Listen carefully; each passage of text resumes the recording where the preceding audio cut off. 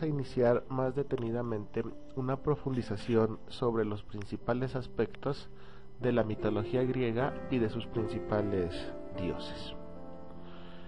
Lo primero que tendríamos que decir es que la mitología griega, como elemento fundamental, como punto de partida, toma es la realidad, el mundo que le rodea, las cosas que le suceden a los hombres.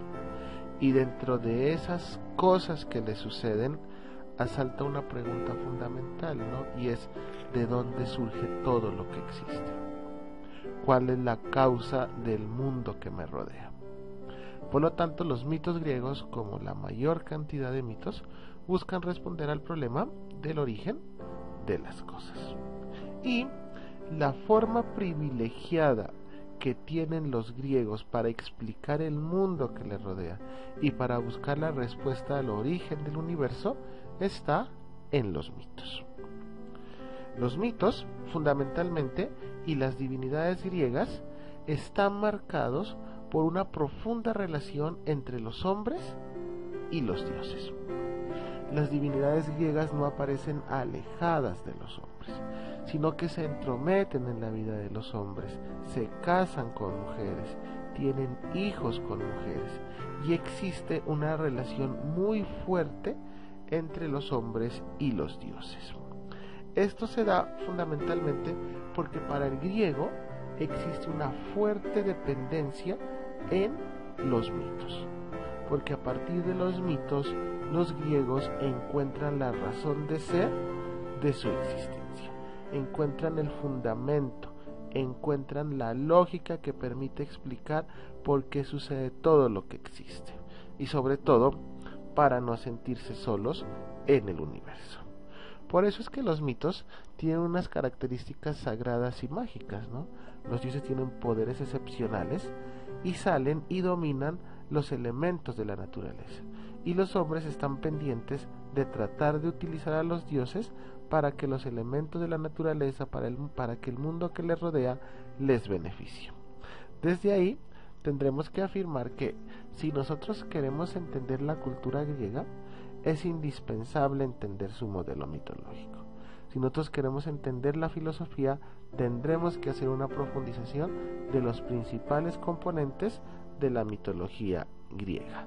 Por lo tanto, es imposible entender la cultura griega sin una profunda reflexión sobre su modelo mitológico.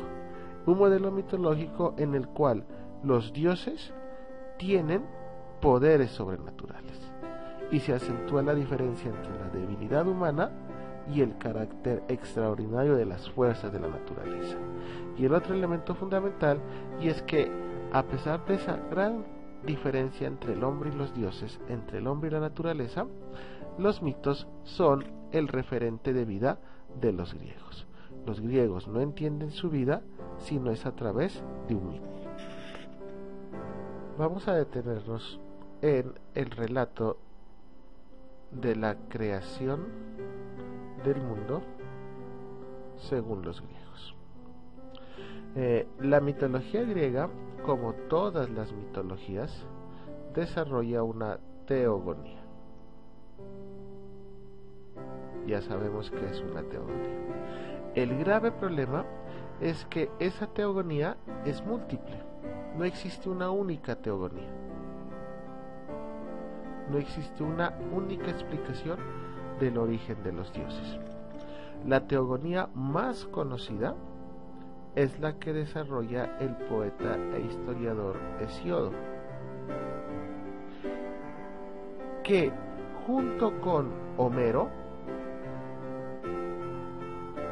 pueden decirse son los autores intelectuales de la mitología griega, porque en su principal obra, titulada La Ilíada y la Odisea, se encuentran condensados la mayor cantidad de relatos propios de la mitología griega. Pero no es la única explicación al origen y a la creación del mundo. Pero nosotros nos vamos a basar en esta. Como ya lo hemos dicho, pues esta situación hace que no exista, o sea, no existe una narración única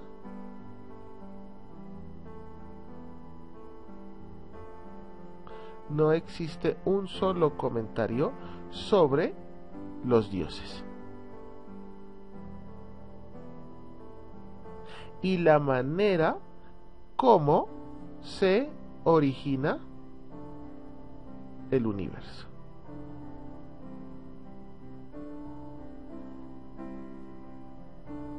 Vamos a tratar de unificar nosotros esta narración a partir de lo que nos ofrece, como ya lo hemos dicho, el poeta Hesíodo. Vamos a tratar de narrar la creación del mundo desde la perspectiva de Hesíodo. En la narración de Hesíodo se dice que al principio lo único que existió fue el caos. Y esta comprensión del caos no es tan unánime en todos los pensadores. No existe una unidad de criterios en los autores clásicos a la hora de tratar de entender qué es el caos. Los autores clásicos dieron diferentes interpretaciones. Por ejemplo, Aristóteles, el gran filósofo griego, Aristóteles pensaba que el caos era un lugar. Otro filósofo, Zenón, estaba convencido que el caos debería ser el agua. Para Platón, en cambio, todo lo contrario, el caos debería ser el infierno. Uno de los sabios griegos, Apolonio de Rodas, pensaba que el caos era una especie de cima negra, de una montaña oscura, de la cual surgió todo. Y otro poeta, que es Ovidio, pensaba que el caos era una especie de masa confusa y desordenada.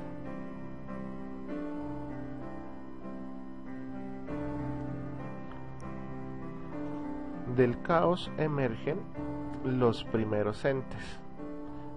Caos los engendra solo y sin la ayuda de nadie.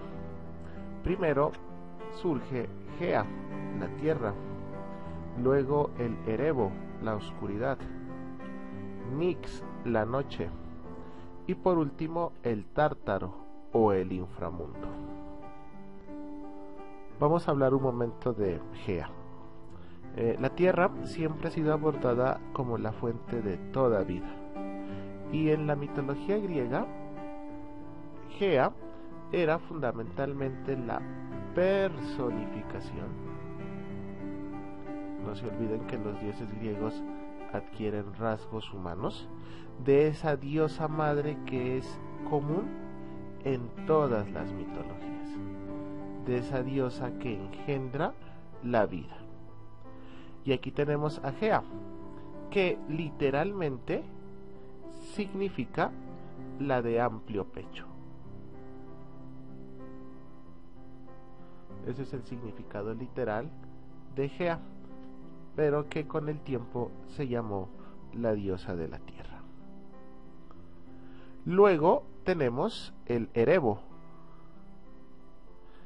e igual que el anterior, el Erebo era la personificación de la oscuridad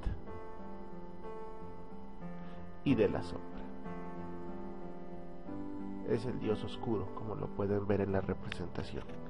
Y era la personificación de la oscuridad y la sombra que llenaba todos los rincones y todos los agujeros del mundo.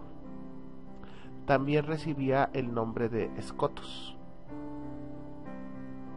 Y se decía que sus densas nieblas de oscuridad rodeaban los bordes del mundo. Luego tenemos a la hermosa Nix. Era la diosa primordial de la noche. No hay que confundirla con el anterior. Y los griegos, como lo pueden ver ustedes, la representaban como una bella mujer que conducía un carro, que llevaba un manto el cual estaba lleno de estrellas y en la cual sus poderes, los poderes de la noche, excedían a los de cualquier dios.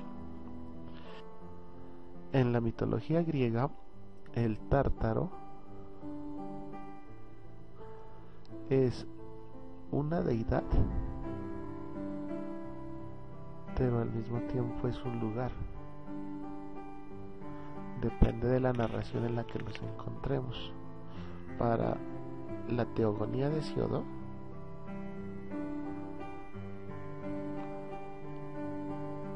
el Tártaro es un dios, el Tártaro es una divinidad. Pero si nosotros vamos a la Ilíada,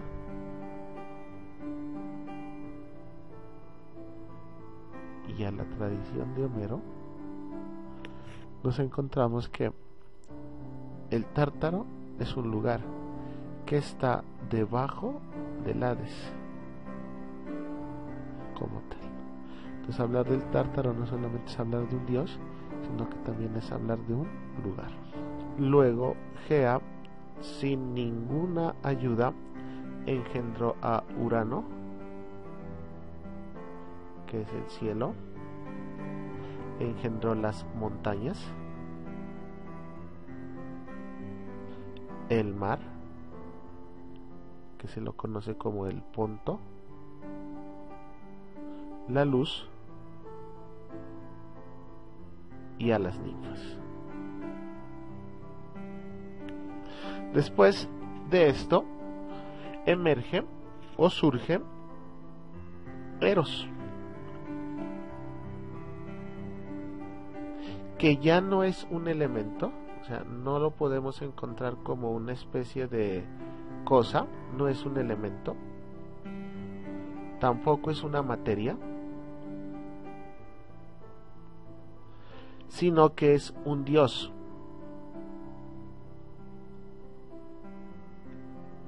Cuya aparición es precisa para que las divinidades anteriores puedan practicar el sexo. Y así se da la unión sexual entre Nix y Erebo. Y de esta relación surgen Hemera, que es la luz del día, Éter, que es el aire, y Caronte, que es el barquero del infierno. Nix, de manera individual, también engendró a Tánato, a Hipno, a Moros, a Queres, Oniro, Momo, Némesis,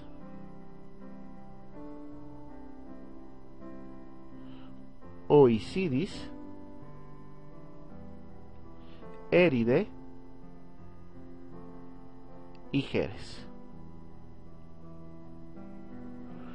Tánato es la muerte, Hipno es el sueño, Moros la suerte, Queres es la diosa de la muerte violenta, Oniro es el dios de los sueños, Momo el sarcasmo, Némesis la venganza, Oisidis la angustia, Éride la discordia y Jerez la vejez.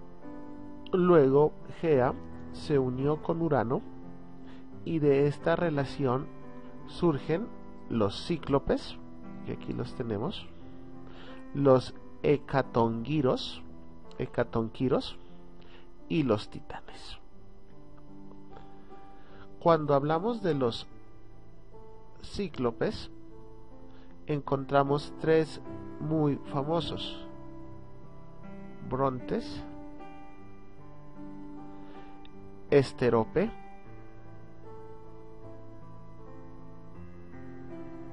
y Arges, como los cíclopes más característicos. Los hecatonquiros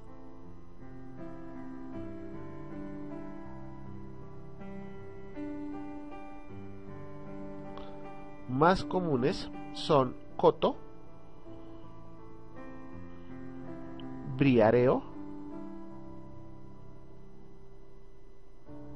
y Gies. Y los titanes, que son los más conocidos dentro de la historia, tenemos a Océano, a Hiperión, tenemos a Ceo, a Crio, a Japeto, a Cronos, también está Tetis, Tía, Febe, Euribia, Climene y Rea.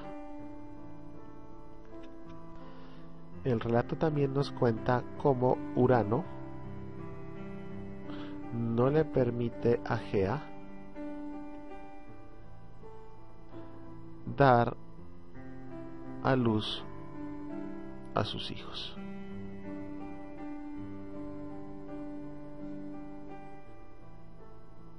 Y Gea desarrolla un plan para vengar el ultraje desarrollado por Urano. Y para tal fin fabrica una hoz que ofrece a sus hijos para que pudieran castigar a Urano. Solamente Crono, el menor de los titanes, se animó y con la hoz que le dio su madre cortó los órganos genitales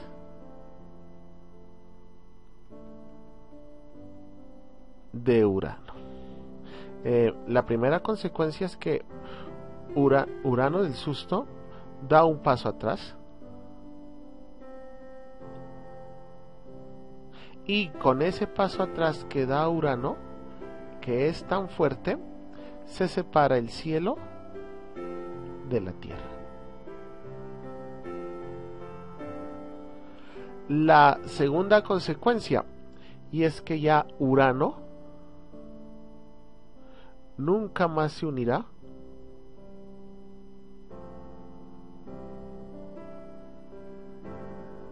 con Gea. Y la tercera consecuencia es que de las gotas de sangre que emanaban de Urano y que cayeron sobre Gea, entonces de las gotas de sangre que emanan de Urano y que caen sobre Gea, nacieron las furias y los gigantes.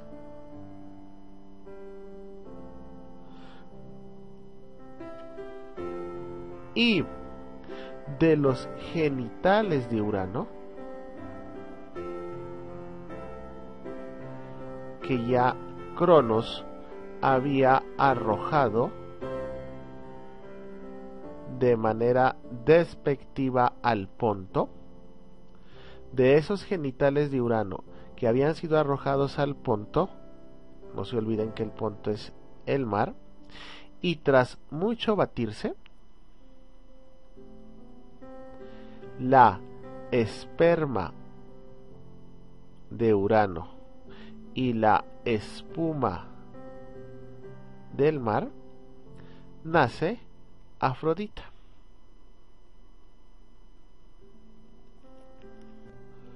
Una vez alejado de Urano, Gea se une con Ponto, el mar, y de esta unión tenemos una serie de dioses marinos, como lo son Taumante,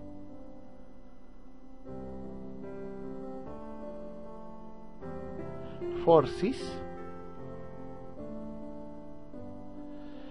Euribia,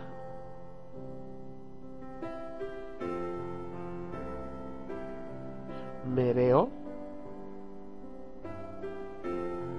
y Ceto.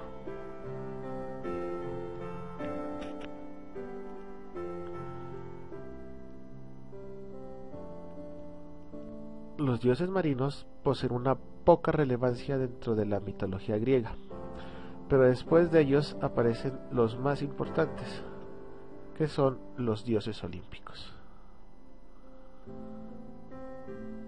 Para explicar su aparición, vamos a seguir el curso de la historia. Teníamos a los titanes, y teníamos dentro de los titanes a Océano, y al ser él el primogénito de los titanes, pues tenía todo el derecho para gobernar el universo. Era el encargado, por herencia, si lo queremos llamar, de gobernar el universo. Pero Gea quería que su hijo Cronos fuera el supremo gobernante del universo, y entonces intercedió, le rogó a Urano que renunciara a este derecho.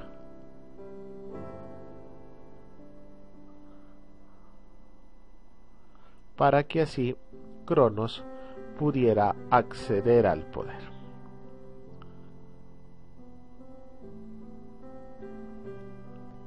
Océano cede a la petición de Gea, pero le establece una condición, y es que Cronos debía matar a sus descendientes. O sea, todo hijo que naciera debía ser asesinado, para que así algún día el poder decayera nuevamente sobre Océano o sobre sus descendientes, una vez muriese Cronos. Desde ahí, Cronos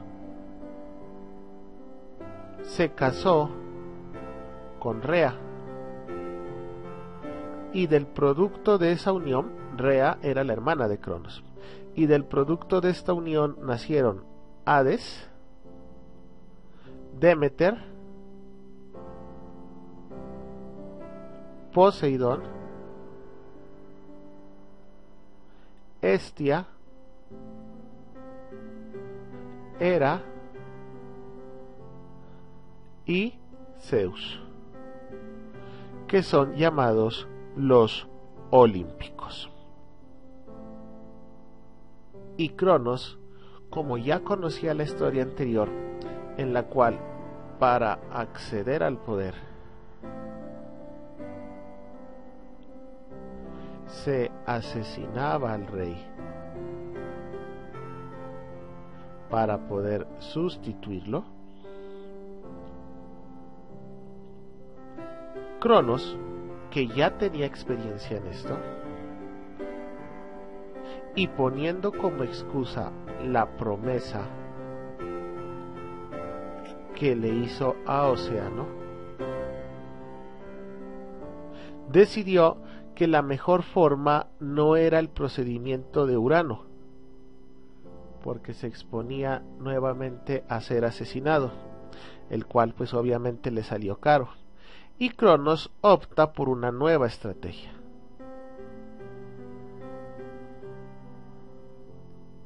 Y esta estrategia es la de comerse a sus hijos. apenas Rea daba a luz a los hijos, Cronos se los comía, y así lo hizo con los 5 primeros. Hasta que un día Rea da a luz, pero en secreto, a Zeus. Y decidió engañar a Cronos, ya que en lugar de entregar al bebé, le entregó una piedra enorme, la cual estaba envuelta en pañales.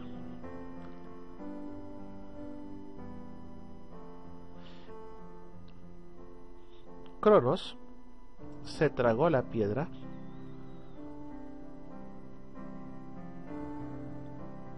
y de esta manera Rea logra salvar a Zeus y lo envió en compañía de las ninfas para que lo cuidaran, ayudado de la cabra Amaltea, quien lo amamantó. Y para que Crono no pudiera encontrarlo,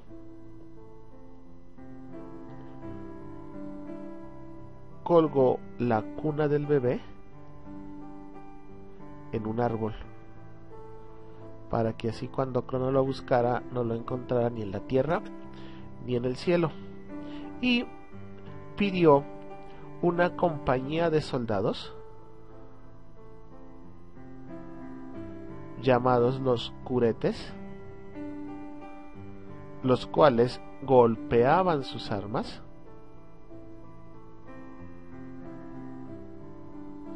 contra sus escudos cuando el niño comenzaba a llorar, para que de esta forma Zeus no fuera escuchado.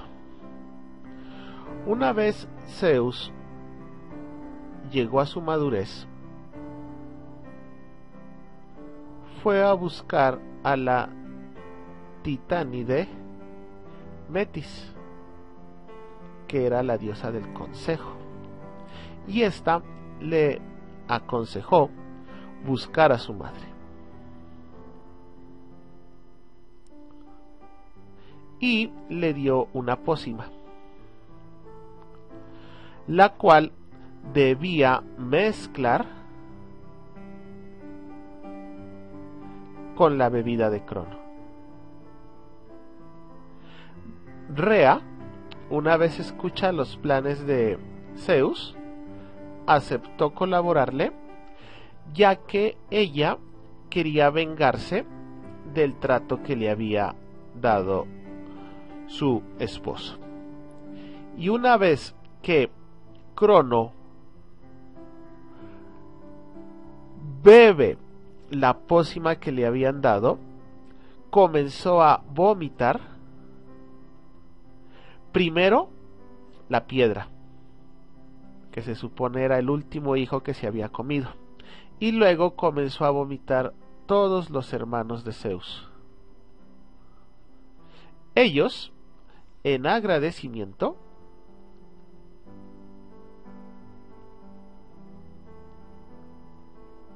le pidieron que liderara la guerra contra los titanes.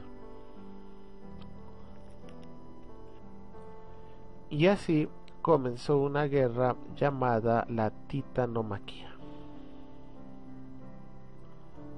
la cual, como tal, es un enfrentamiento entre los titanes, liderados por Atlante, y los olímpicos, acompañados también por los cíclopes y los hecatonquiros.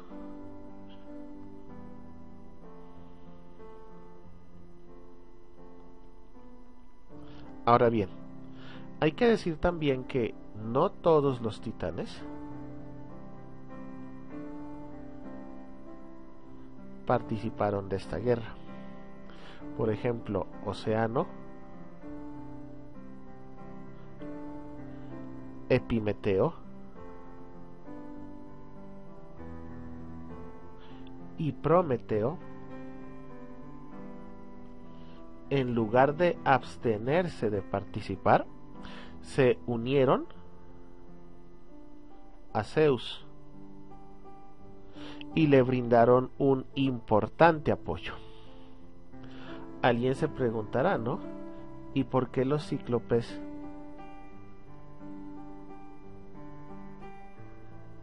apoyan a Zeus? La razón es muy sencilla, y es porque Zeus los liberó de la prisión a la que habían sido sometidos en el Tártaro. Por Cronos. Y en agradecimiento,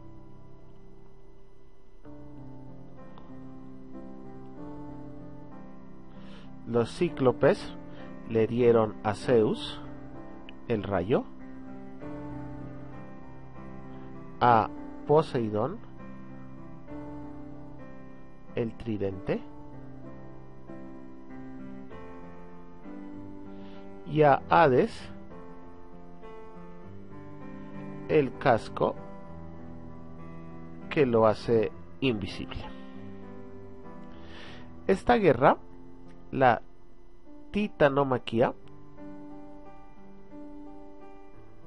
duró 10 años,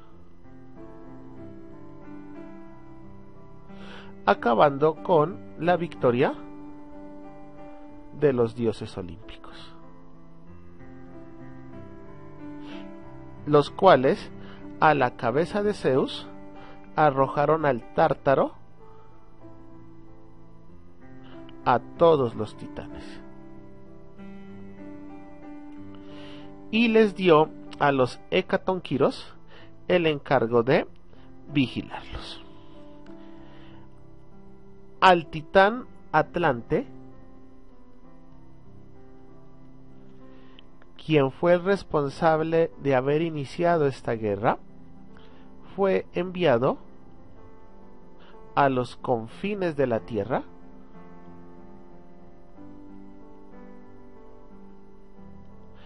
y en este lugar fue condenado a llevar sobre sus hombros la bóveda del cielo,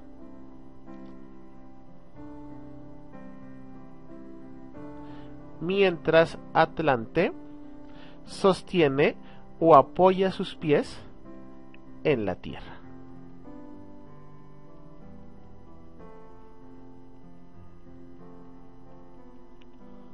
Y de esta manera Zeus se convirtió en el heredero de esta nueva generación de dioses. Es el más sabio,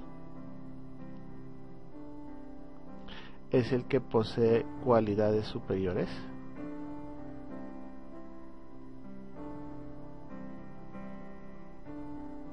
y es el que representa fuerzas naturales muy poderosas.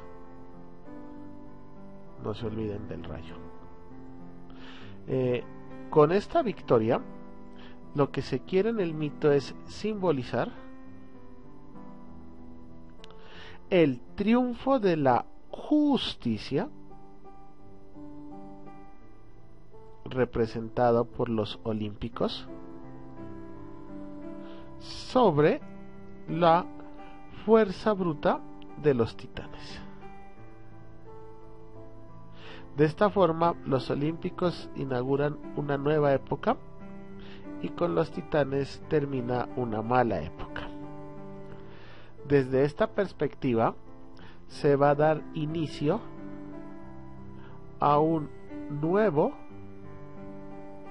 ordenamiento del universo.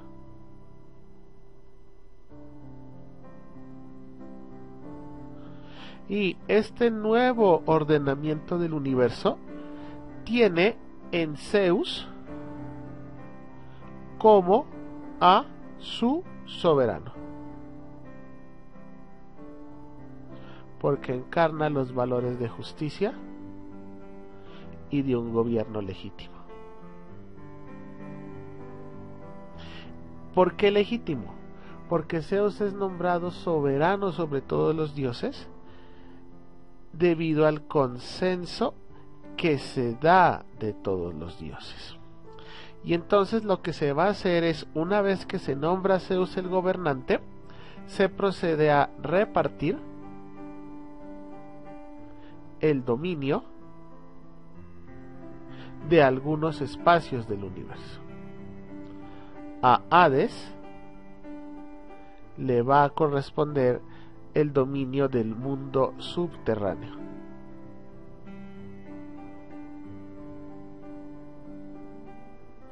A Poseidón le corresponde el dominio de los océanos. Y a Zeus le corresponde el dominio del cielo. Para terminar, vamos a ver un último acontecimiento, que es el de la gigantomaquia. Todo sucede porque Gea ve con disgusto, o sea, no acepta el castigo que Zeus le ha impuesto a los titanes.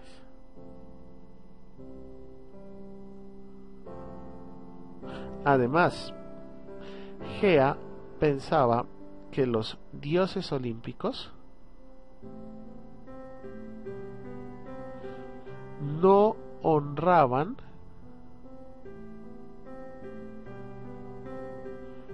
como es debido a su abuela, o sea, a Gea. Y por lo tanto, Gea decide vengarse y engendra a los gigantes.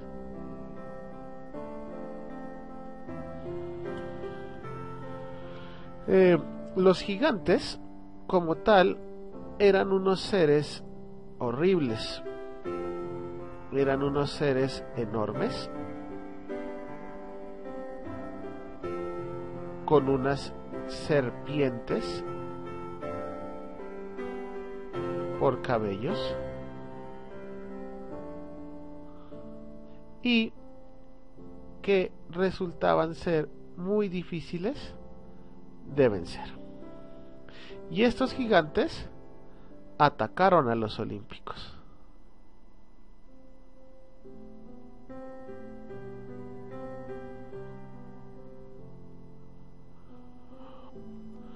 Utilizando como armas antorchas encendidas,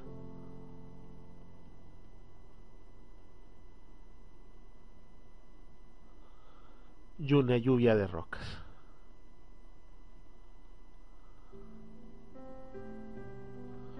La gran protagonista de esta guerra fue Atenea, la cual nació de la cabeza de Zeus. Ya miraremos más adelante por qué. Y nace de la cabeza de Zeus completamente armada y lista para el combate. Y como nace y surge de inmediato para el combate, dio muerte instantánea al gigante Palante.